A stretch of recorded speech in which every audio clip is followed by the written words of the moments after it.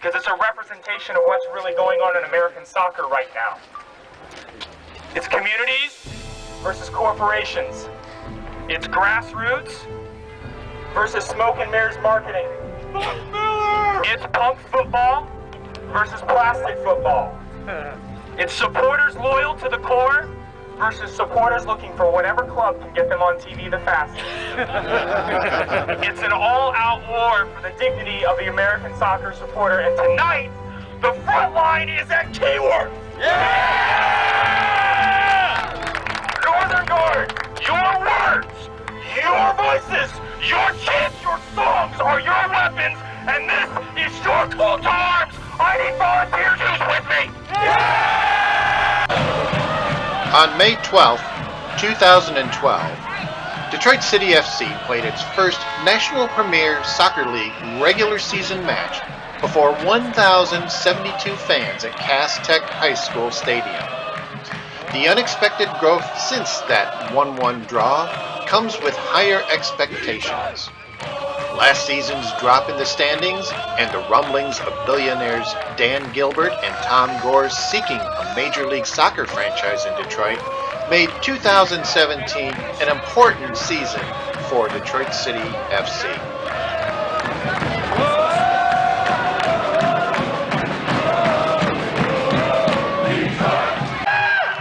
With the annual dropping of the Northern Guard supporters' TIFO, the 2017 season opened on May 12th, exactly 5 years after the team's first match, with 5 times the attendance in Keyworth Stadium, located in Hamtramck.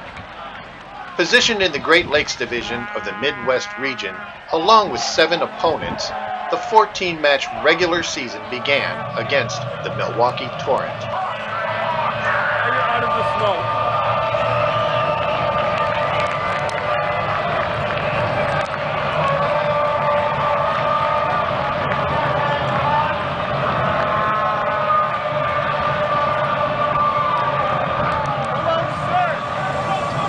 Jeff Adkins gave Detroit a 2-1 lead in the 58th minute from a tricky corner kick, but that lead was erased and exchanged when Milwaukee scored 2 goals within the next 10 minutes. Last-second heroics by City's Max Todd gave City a draw.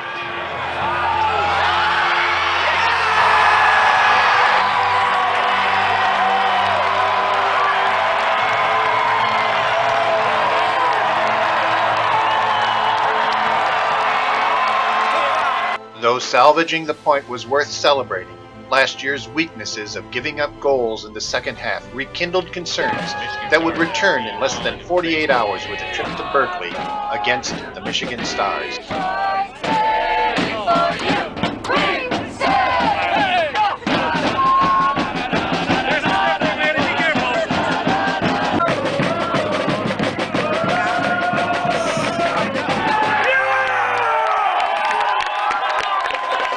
With this goal in the 5th minute by Dave Edwardson and another by Adam Spinks, 25 minutes later, City went into halftime with a 2-0 lead. But 2 goals by the Stars in the second half leveled the match, and the opening weekend left City with 2 points in 2 matches.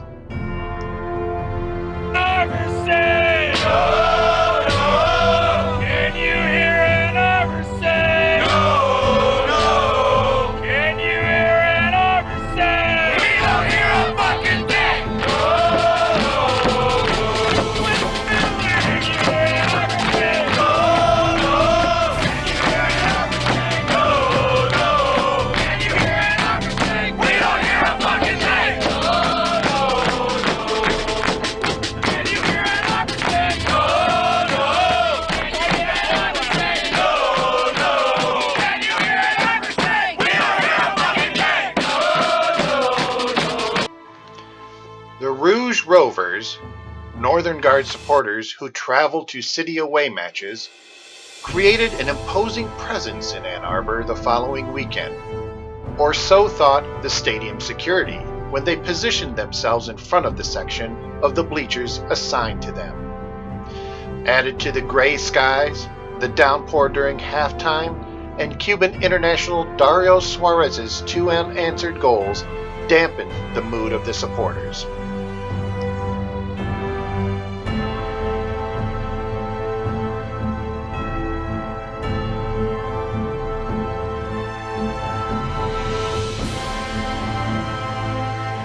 Only the top 2 teams in the conference would advance to the playoffs. With a loss and 2 draws to start the season and 7 goals conceded, the challenge ahead would be monumental. Something had to happen to change the fortunes of the boys in rouge and gold.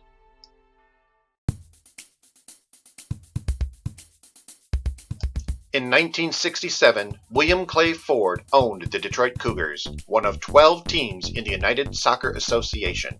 Each franchise imported a team to represent them. Glentoran FC from Belfast represented the Detroit Cougars. This summer marked the 50th anniversary of the marriage between Glentoran FC and the city of Detroit. In the past, no team existed in Detroit for Glentoran FC to connect with. That has changed. The Cougars played a 12-match season in the summer of '67, finishing 4th in the Eastern Division with 3 wins, 6 draws, and 3 losses. The boys from Belfast were housed in a Howard Johnson's on Grand Boulevard across the street from the Motown Museum. After the open practice at Keyworth Stadium, a reception was held at Amnesia in the Motor City Casino for both teams and their supporters. This created a wonderful opportunity for meeting and greeting each other, enhancing the friendly nature of the celebration.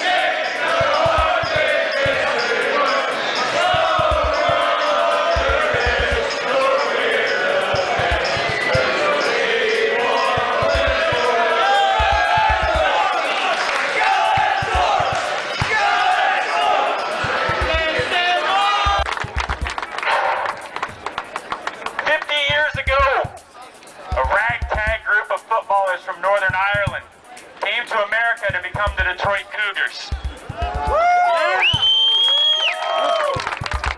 What their club lacked in size, they made up for with grit and passion and determination. They were the perfect embodiment of the city that they represented while they were here. So much so. With the door, and everyone shut up! So much so. So much so that when another club took it a little too far with them during a match, they did what any good Detroit soccer team would do. They turned around and kicked the shit out of them. So when their time was done, they went back to Northern Ireland, but they left behind a standard, a mantle, if you will, for future generations of Detroit football. And that mantle and that standard has laid dormant for 50 years. I'm here to tell you tonight, Glens and Guards, that mantle lays dormant no more! Because 5 years ago, a ragtag group of footballers came together to become Detroit City FC. Fuck yeah! And what they lack in size, they've made up for with passion, with grit, and determination. And we have turned American soccer culture on its head! But we couldn't have done it without standing on the shoulders of those that have come before us. You see, Glentoran supporters, your club may have gone home, but it never left Detroit. Tonight, our songs, our chants, and our voices, they are the echoes of the ghosts that your club has left in legacy. And those ghosts will haunt those that doubted your club then and doubt our club now forever.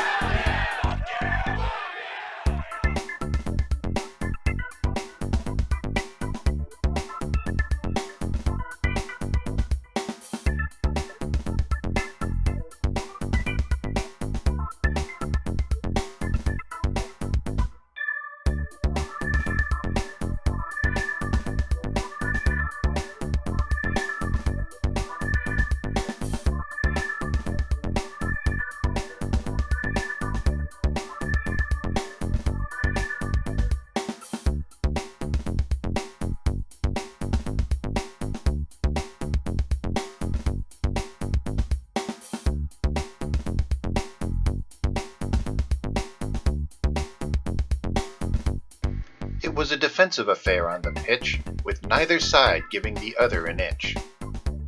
That didn't stop the local inhabitants from seeking out the best seat in the house from which to view the match.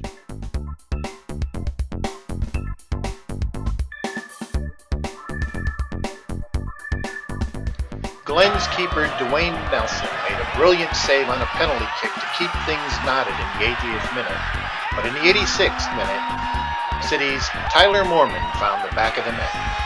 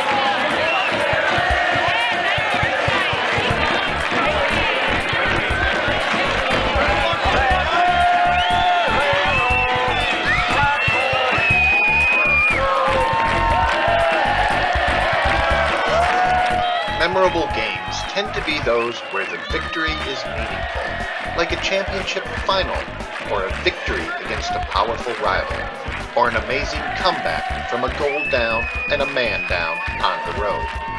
But an international friendly such as this is memorable not for the result on the pitch, but for the goodwill between the teams and supporters, which live on after the stadium lights go dark.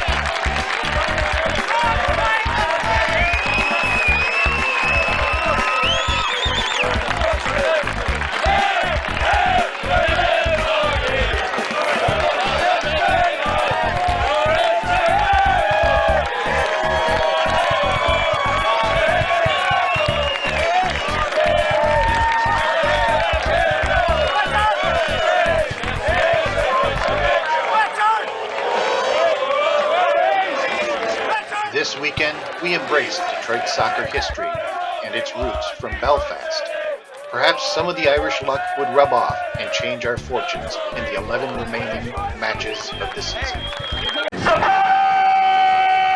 What is your profession? Let's go, bullshit! In the 78th minute, Sean Lawson makes the score 2-1 in favor of Detroit against Grand Rapids FC.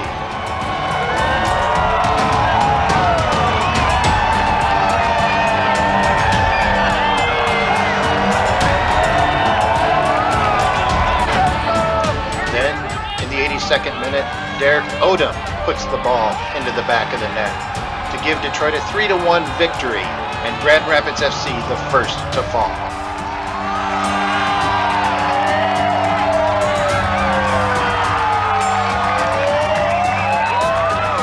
This was a great win before a home crowd of 5,154. The next challenge, a 3-game road trip beginning in less than 48 hours in the pastures of Lafayette against the FC Indiana Lions, where a crowd of maybe 154 fans, most of them Rouge Rovers, greeted them. The teams exchanged goals in the first half, then came the downpour and rumble of thunder, causing a long halftime delay. That didn't stop the Rouge Rovers from making themselves at home.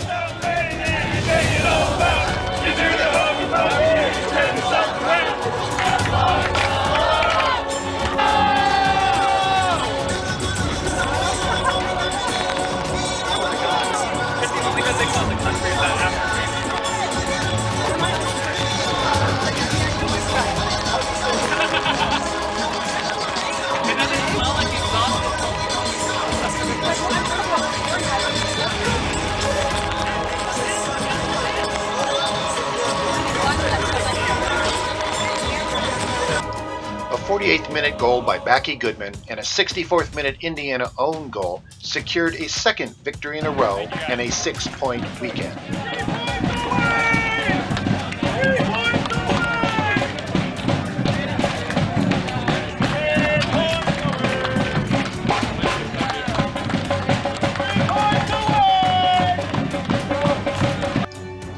The next match was in Kalamazoo, where Sean Lawson scored in his third straight match. Colin Miller earned City's first clean sheet of the season.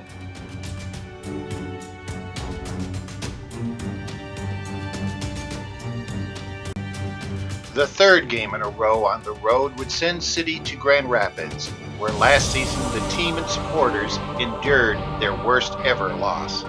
But these Road Warriors were on a roll, and they were preparing the dish of revenge to be served on a home plate.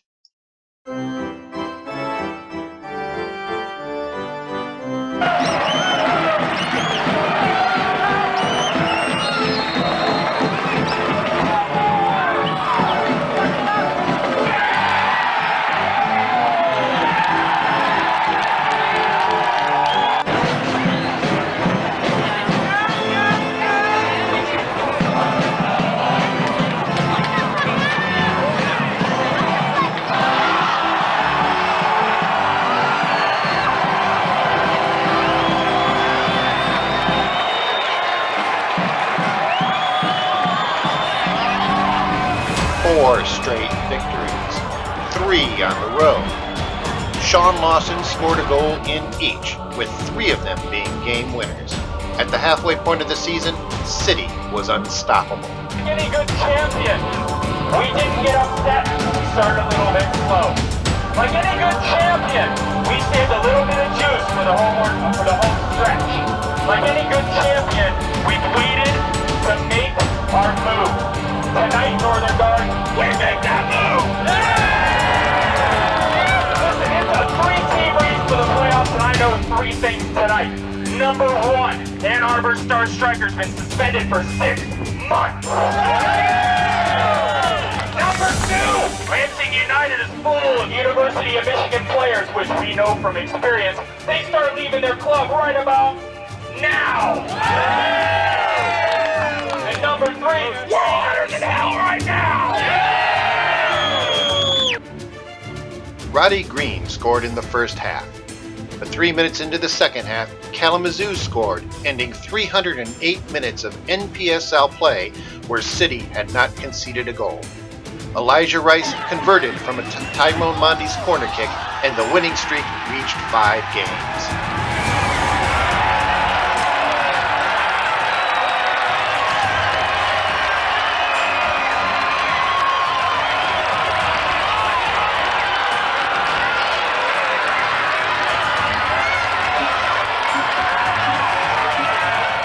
In less than 48 hours, City would take its 5-game winning streak to Wisconsin. At 4:30 a.m., 43 Rouge Rovers boarded a bus for Milwaukee. Dozens of others made the drive on their own.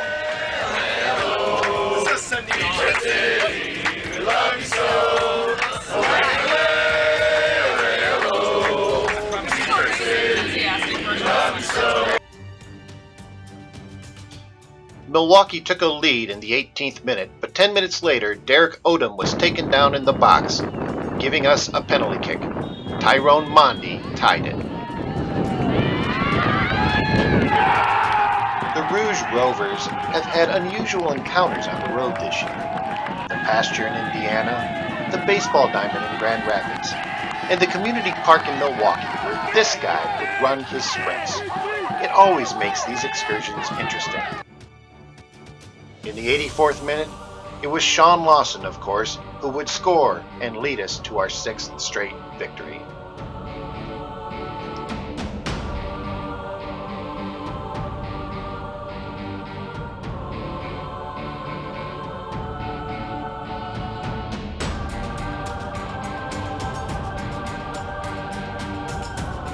Two days later marked the arrival of Fernando Pena as City hosted FC Indiana. Pena won the hearts of supporters early with a PK save shortly after Elijah Rice gave Detroit the lead.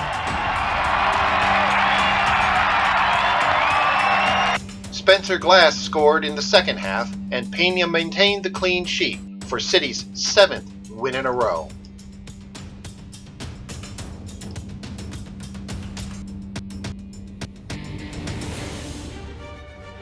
The match was City's 3rd in 5 days, and the Michigan Stars came to visit 3 days later. Oh my God! Let's face it, the boys are probably tired. And some of you might come to me tonight and say that you're tired too. That you've been rovering to the away matches during this stretch. That you came on Tuesday night. That you came tonight and you're tired. And I say, fuck that noise!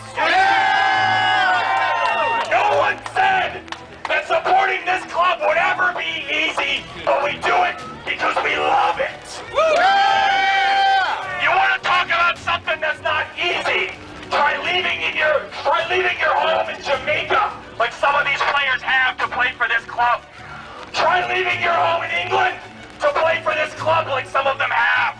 Try leaving your home from all over the United States to play for this club. They don't complain, and we won't either! Yeah! Tyrone Mondy, Roddy Green, and Cyrus Sadie scored as City dominated the Michigan Stars to extend the winning streak to 8.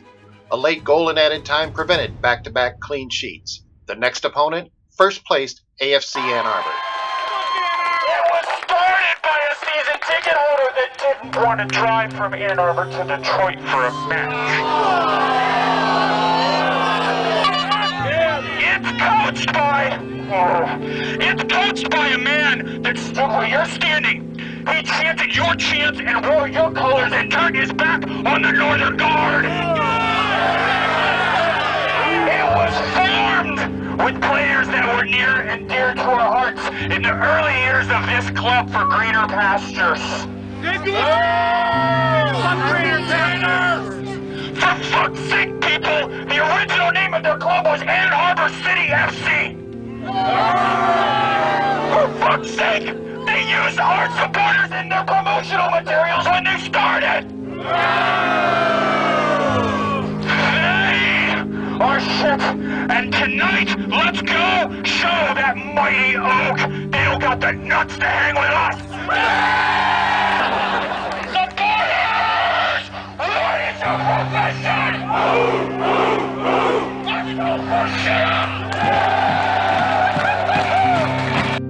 It was there, the emotional electricity of revenge. AFC Ann Arbor, 9 wins, 1 draw, 1 loss, first place. Detroit City FC, 8 wins, 2 draws, 1 loss, second place. Like a heavyweight fighter knowing one more punch would put down his opponent, the supporters felt like the drawn-back fist, ready to deliver the final blow. But the heavens opened. It was as if the supporters' energy had manifested in the sky above, with rain pelting the pitch with ferocity. With the match put on hold, the Northern Guard refused to release its prey. Smoke tried to blanket the field, but still the rain fell. The teams left the field and many left the stands in search of shelter, but not the Northern Guard. They've been waiting for this moment, and they stayed and sang.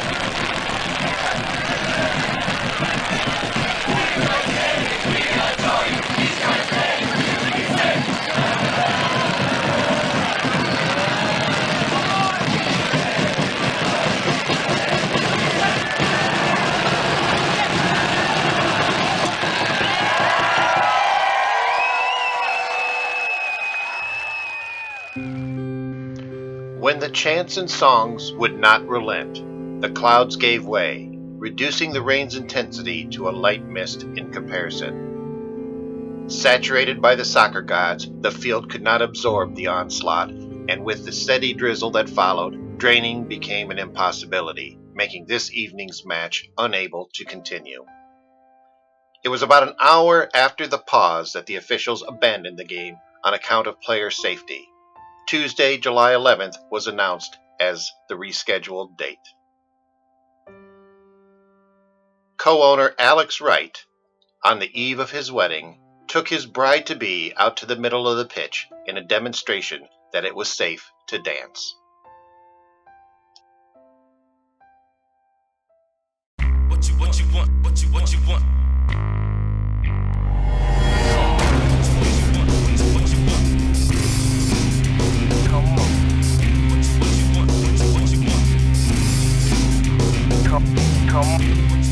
It was a Sunday afternoon journey to East Lansing for the season's final road match. A win or a draw would clinch a playoff spot for Detroit by eliminating Lansing United from playoff contention. A playoff spot, something some thought impossible after the first 3 matches way back in May.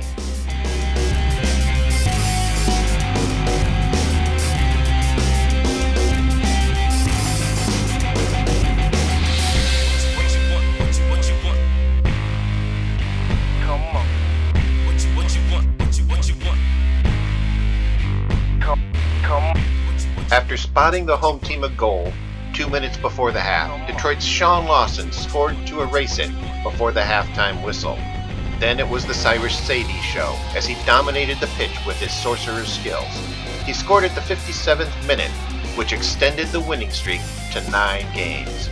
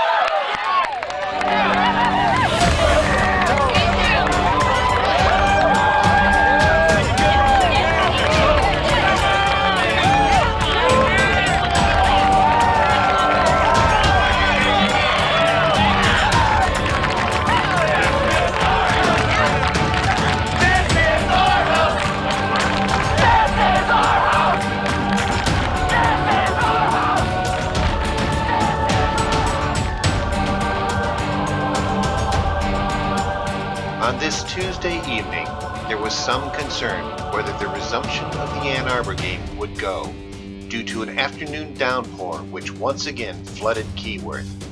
Hours before the match, the team and supporters helped clear the water from the pitch.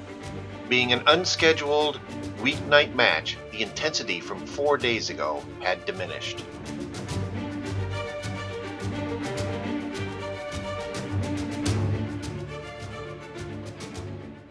Elijah Rice scored just before halftime to give City the lead, but Ann Arbor took control in the second half, breaking the winning streak in the season's broken match. So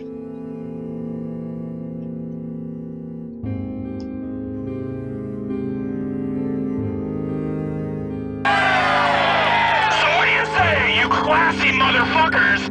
Why don't we go over there and have a soiree and have an encore from Sunday?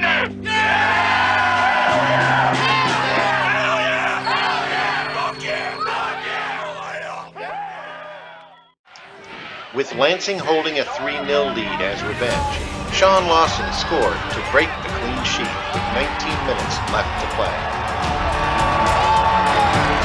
4 minutes later, Detroit went down a man when Omar Sinclair was shown a second yellow card. That would doom most teams, but not City.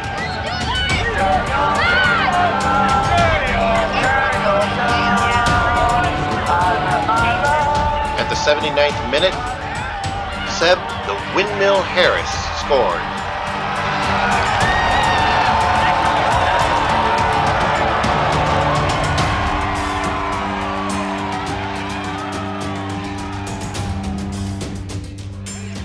And with 4 minutes remaining, Owain Hoskins scored, and Lansing United blew a 3-goal lead. In Detroit, 10 is greater than 11.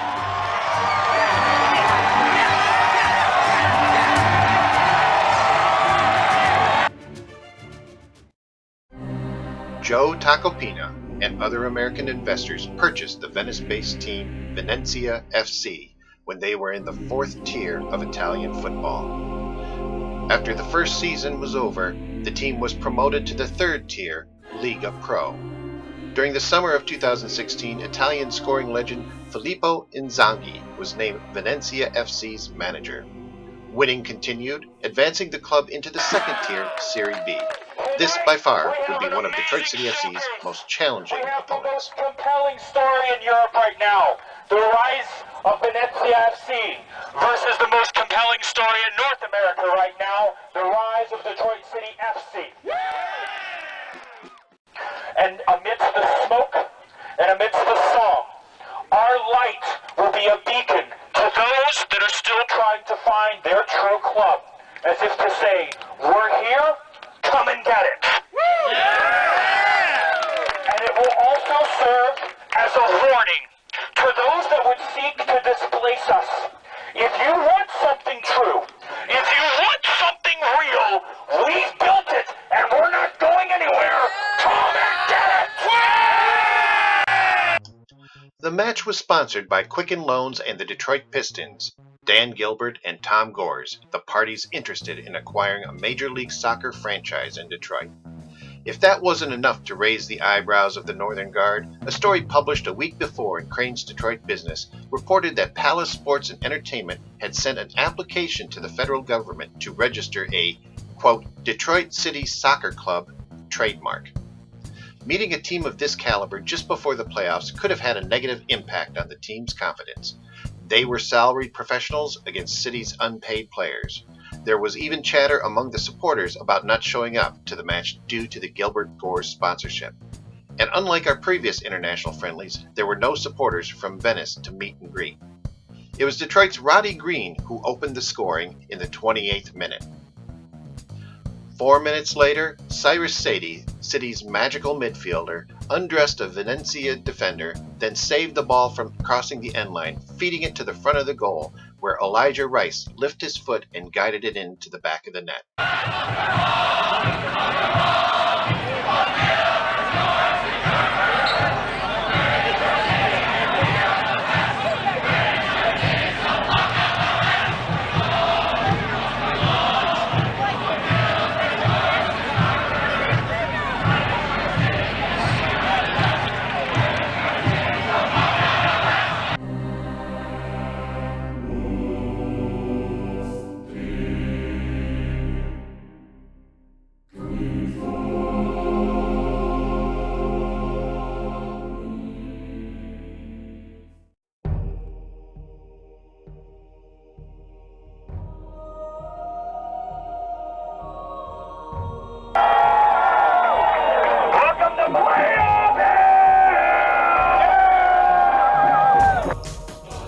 first opponent was Dakota Fusion FC from Fargo, North Dakota.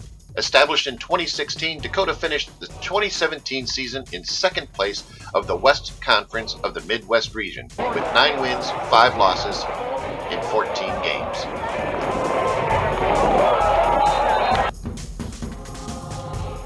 After spotting Dakota a goal, Sean Lawson equalized in the 25th minute.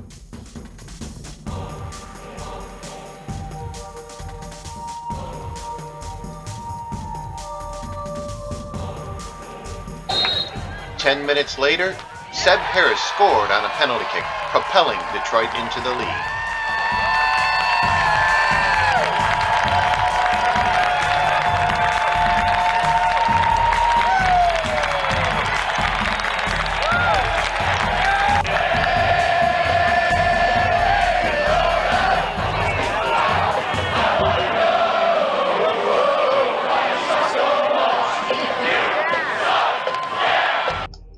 Two minutes into the second half, Roddy Green scored, making it 3-1.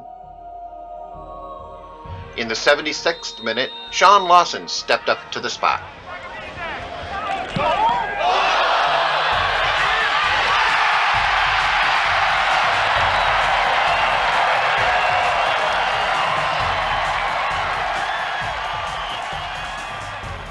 In the 81st minute, Seb Harris converted on Tyrone Mondy's corner kick, securing the 5-1 victory.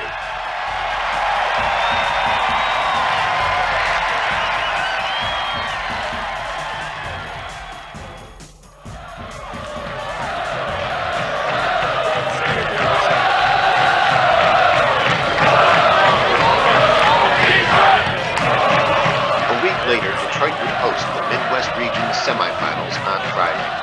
AFC Ann Arbor would play the Dayton Dynamo, while City faced Duluth FC. The Midwest Region final would be the next day between the winners. Now tonight we face a club that tried to move the playoffs from one part of Michigan to another. Fuck 'em! When it came time to vote, they said that they did not want to play at Keyworth because they were scared that the Northern Guard would affect their performance.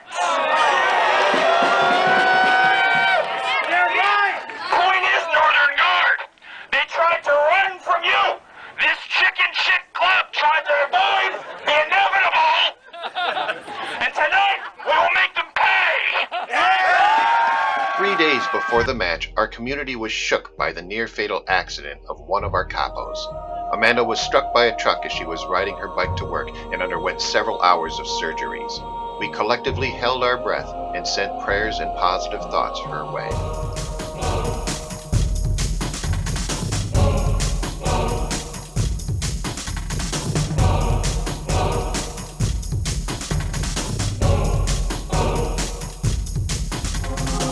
Duluth FC finished at the top of the Northern Division of the Midwest region with 8 wins, a couple of losses, and 4 draws.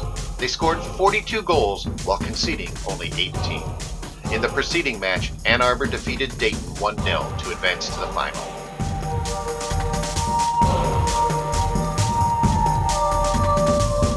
Tyrone Mundy opened the scoring in the 18th minute. But over the next 10 minutes, Duluth scored twice, flipping the lead. Not about to roll over, City came back with Tyrone Mundy scoring his second in the 32nd minute.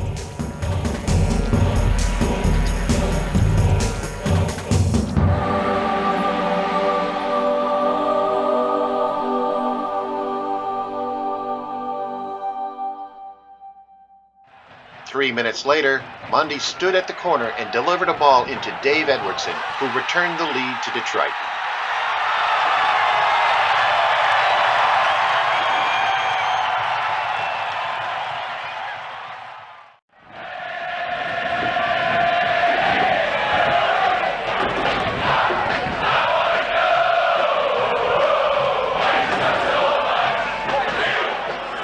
Mundy recorded his hat-trick just before the end of the half. Tyrone Mundy, the South African attending the University of Northwestern Ohio, had been a dominant playmaker all season, recording 7 assists during the season, with Sean Lawson on the receiving end of most of those deliveries. Even off the score sheet, Monde's presence created havoc for defenders, like here, where he set up a free kick opportunity for Omar Sinclair to convert.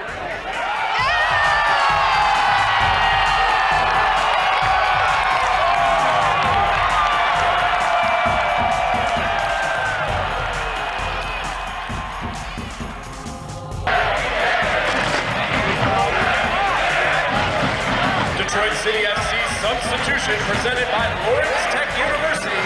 DCFC's number 4, Seth the Windmill Harris, enters the match for number 14, Zach Bob.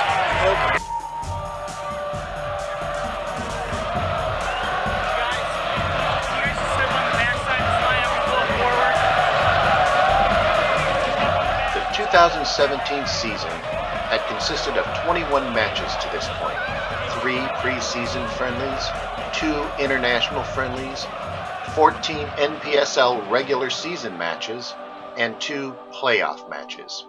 And in all those games, Detroit City FC lost only 2, both to AFC Ann It Arbor. all started when a few guys from Detroit wanted to have a soccer team. And look where we are now. Hell yeah! It all started when a couple of brothers from Pontiac thought it would be cool to wear skulls to a match. And look where we are now. It all started when an ownership group wanted to build a culture and not a babysitter. And look where we are now. It all started with 25 people on a march to a match. And look at where we are now. It all started when we popped 3 flares and 1 smoke bomb after our first goal. And holy shit, look where we are now. It all started when we hired a hotshot assistant coach from Michigan State. Yeah! And look where we are now.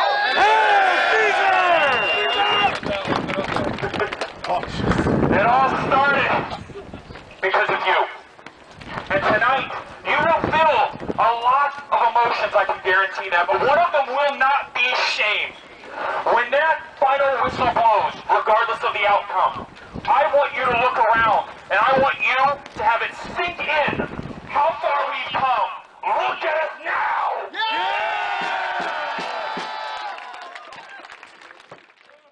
Now in 2013, we were at Destiny's doorstep, and we thought we could just knock politely, and she would open up and give us what we thought was ours. Now tonight, we are older, tonight we are wiser, and tonight we know what our culture is. Tonight, Northern Guard, we are not going to knock on Destiny's doorstep. We're going to do it the Detroit way and the way we've done it all season. We're going to kick in the door, we're going to go in like we own the place, and we're going to take what's ours!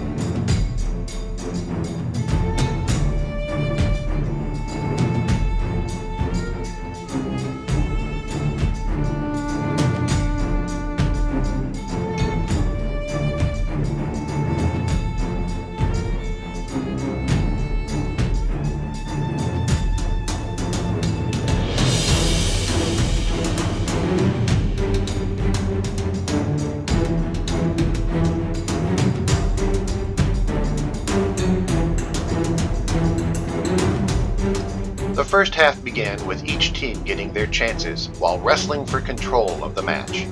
In the first quarter hour, Detroit's Zach Bach had an opportunity off a corner kick. Fernando Pena stopped Ann Arbor by making a point-blank save, then another on the rebound. By the half-hour mark, the play had become chippy, Ann Arbor applying its physical game.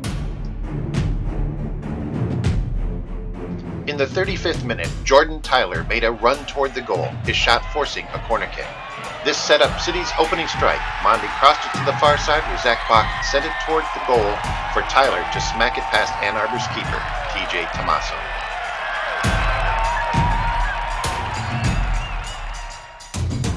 A handball by an Ann Arbor defender just outside their goal created another chance for a free kick in the final minute of the half. Up stepped Omar Sinclair again, this time curling it to the right, leaving TJ Tomaso's feet planted in the ground and providing City with a 2-0 lead.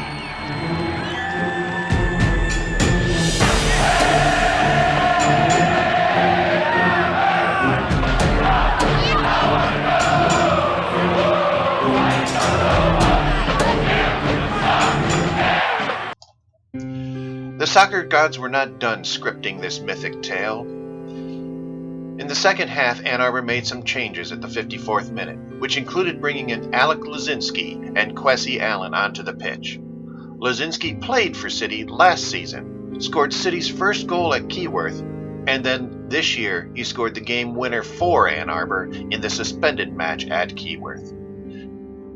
Kwesi Allen didn't last long. In the 66th minute, Allen went in with a malicious tackle on Becky Goodman, earning him a straight red card. This seemed to cause City to take the foot off the gas pedal and infuse Ann Arbor with energy, turning our 10 is greater than 11 mantra against us. In the 75th minute, Tendai Jujira stripped a City defender and cut in from an angle to dirty our clean sheet. Then, 6 minutes later, Alec Lazinski was on the receiving end of a long ball from midfield, sending it past Pena to level the match with 9 minutes plus stoppage time remaining. The final 9 minutes would determine whether the game would extend by 30 minutes.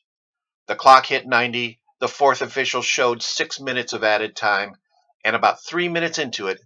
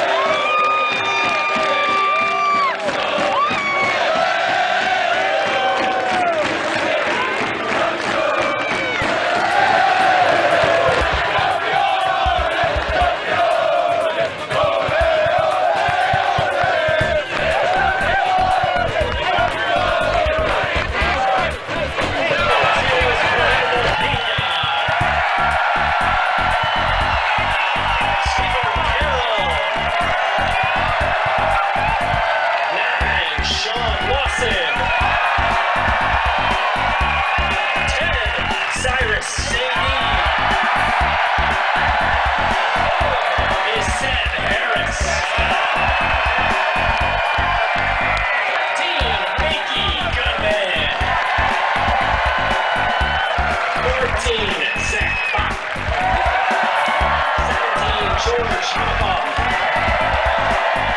18, David Edwardson. 19, Roddy Green. 2, Mauricio Castorino. 23, Zach Sheely.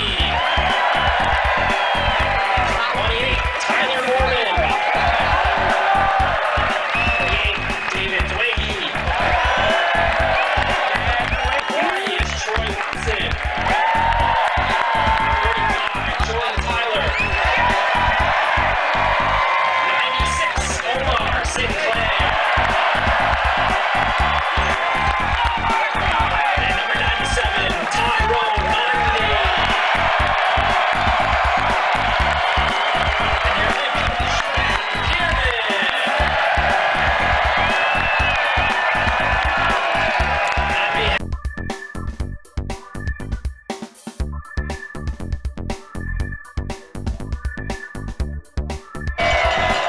The following week, we hosted the NPSL National Semifinal against Midland Odessa FC, a team from Texas.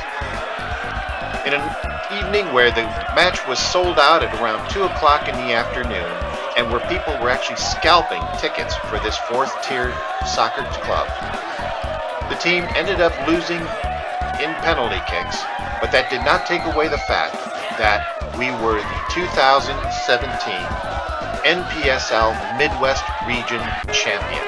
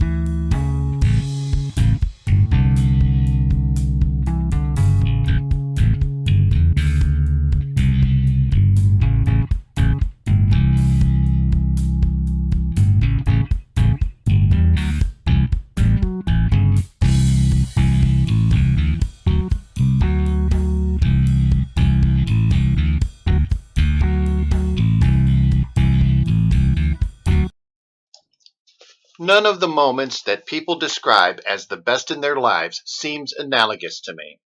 Childbirth must be extraordinarily moving, but it doesn't really have the crucial surprise element, and in any case, lasts too long.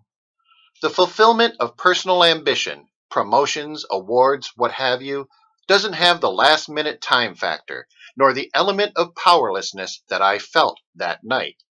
And what else is there that can possibly provide the suddenness? A huge pools win, maybe? But the gaining of large sums of money affects a different part of the psyche altogether, and has none of the communal ecstasy of football. There is then literally nothing to describe it. I have exhausted all the available options. I can recall nothing else that I have coveted for 2 decades, nor can I recall anything else that I have desired as both man and boy. So please, be tolerant of those who describe a sporting moment as their best ever. We do not lack imagination, nor have we had sad and barren lives. It is just that real life is paler, duller, and contains less potential for unexpected delirium. Nick Hornby, Fever Pitch.